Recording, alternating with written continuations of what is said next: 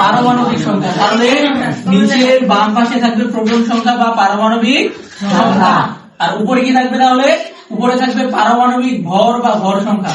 পারমাণবিক ভর বা ভর সংখ্যা। এখন বিষয় হচ্ছে, তাহলে আমরা আরেকটা বিষয় জানি, নিউট্রন সংখ্যা। তাহলে নিউট্রন সংখ্যা কিভাবে পাবো? তাহলে ভর সংখ্যা থেকে কি বিয়োগ করবো বলতো? ভর সংখ্যা থেকে প্রোটন সংখ্যা বিয়োগ করে দিই।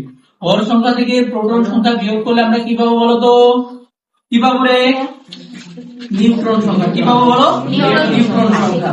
তাহলে ভর সংখ্যা থেকে প্রোটন সংখ্যা বিয়োগ করলে আমরা কি পাবো? নিউট্রন সংখ্যা। এখন বিষয় হচ্ছে, তাহলে এই যে আমরা প্রোটন সংখ্যা এবং হচ্ছে তোমার কি বললাম ভর সংখ্যা, এই ভর সংখ্যা থেকে প্রোটন সংখ্যা বিয়োগ করলে আমাদের কি হয়ে যায়? নিউট্রন সংখ্যা। তাহলে আমরা একটা প্রস্তুতি করি বা বের করি, যেহেতু ক্লোরিন আমরা লিখছি প্রতীক, তাহলে ক্লোরিন লিখলাম। ক্লোরিনের আমরা জানি পারমাণবিক সংখ্যা কত রে? 17 এবং পারমাণবিক ভর কত? 35.5 জানি না। তাহলে দেখো নিউট্রন সংখ্যা বের করবো। নিউট্রন সংখ্যা বের করার জন্য আমরা ভর সংখ্যা থেকে বিয়োগ করে দিব। 35.5 থেকে 17 বিয়োগ করলে কত হবে রে? কত রে? হ্যাঁ, 35.5 থেকে 17 বিয়োগ করলে কত হয়? এখানে তাহলে তোমার হচ্ছে 18.5 না? 18.5 না? তাহলে এটা আমাদের কি সংখ্যা? এটা কোন সংখ্যা? বুঝছো? বুঝতে পারছো? ক্লিয়ার? সমস্যা? সমস্যা? তাহলে দেখো অক্সিজেন যদি আমরা লিখি, তাহলে অক্সিজেনের এখানে পারমাণবিক সংখ্যা কত?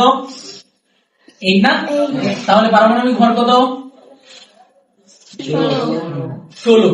তাহলে নিউট্রন সংখ্যা বের করতে গেলে আমরা কি করব? 16 থেকে 8 বিয়োগ করলে কত হয়? 8 না? এখন বিষয় হচ্ছে যে এই যে নিউট্রন সংখ্যা এবং হচ্ছে তোমার প্রোটন সংখ্যা, এটা যোগ করলে যেটা আসবে এটা হচ্ছে ভর সংখ্যা। তাহলে ভর সংখ্যার আরেকটা সূত্র আমরা লিখতে পারি, এখানে লিখি। তাহলে ভর সংখ্যা সমান কি লিখতে পারি বলতো? প্রোটন সংখ্যা প্লাস হচ্ছে কি নিউট্রন সংখ্যা।